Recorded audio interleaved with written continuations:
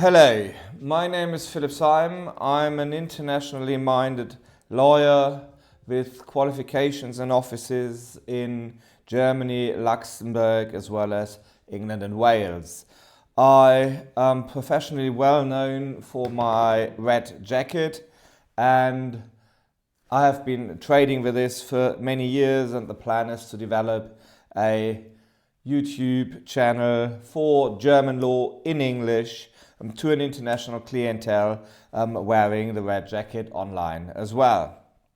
The conceptual idea behind the channel is to provide a conceptual introduction to German business and corporate law in English language for those of you who are either resident in Germany or business active in Germany but don't speak German to a business profession level and would like some general introductions to concepts in English.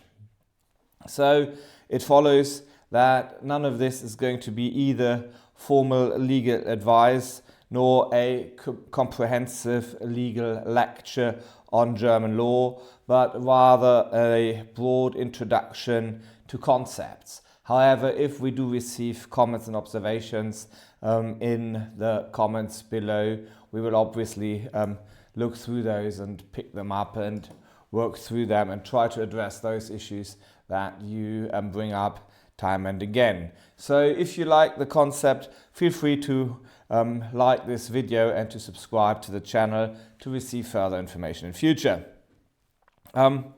So we want to set up today with the very backbones of German law corporate concepts, and accordingly I will today introduce you to the concept of what Germans call a Personengesellschaft, which means basically a partnership, what they call a Kapitalgesellschaft, which is a corporate company, and the underlying legal structures, the legal framework for that. Whilst it is of course important to realize that there may be hybrids between them. So, setting off straight away today with a brief introduction to Personengesellschaften or partnerships. They are basically legal structures where the personal involvement and the personal responsibility of the relevant partners is in the focus of the structure. So typically they do not form a separate legal entity in relation to the partners, but they rather focus on the partners' involvement over their capital contribution. And that in effect means that partners in a partnership are personally, jointly and severally liable for the obligations that the partnership enters into. On the flip side, they don't have to provide capital, so you can make it up as you go along, if you want to call it that. It also means that the management is generally carried out by the partners themselves, because they are the ones who bear all the liabilities, so they should be the ones who have the say. Tax-wise, those partnerships are normally transparent, which means that it's not the entity that is actually taxed, but it's the partners that are taxed at partner level respectively. And in practice, that means all put together that they are very simple structures and very flexible to set up. In theory, two people, joining in a car ride and sharing the costs for the fuel could already be a partnership for German law purposes, even though that's probably by and large more of an academic concept than what happens in reality. In contrast, a Kapitalgesellschaft, a capital company, a corporate structure, is primarily based on the concept of capital investment rather than on the concept of personal involvement. Corporate companies in Germany do carry legal personality.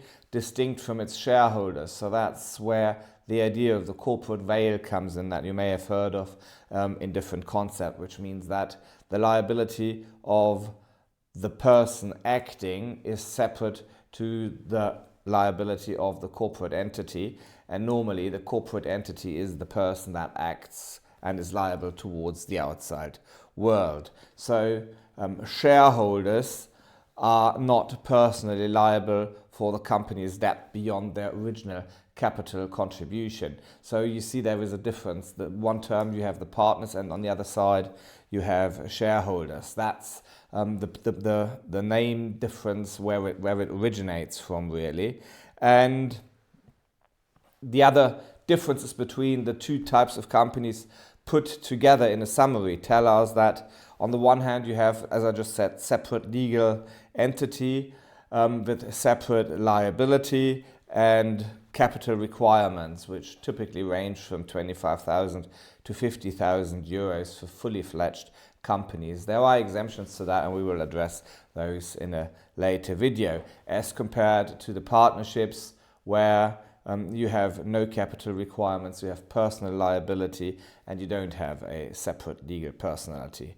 As I said, the formation process in partnerships is very simple. In comparison, corporate entities require a more formal process where you need to attend at a notary's office and have documents sealed and confirmed into deeds to make them viable in law.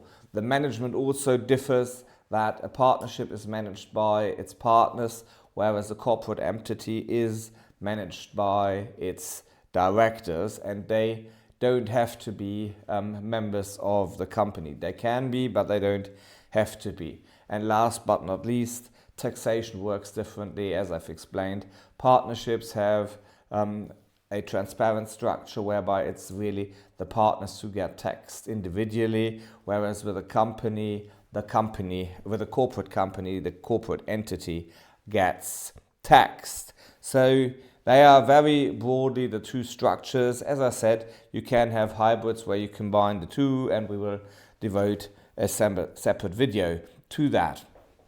Last but not least, I want to briefly touch on the various German legal acts that give rise to the structures we will look at in more detail in the next videos.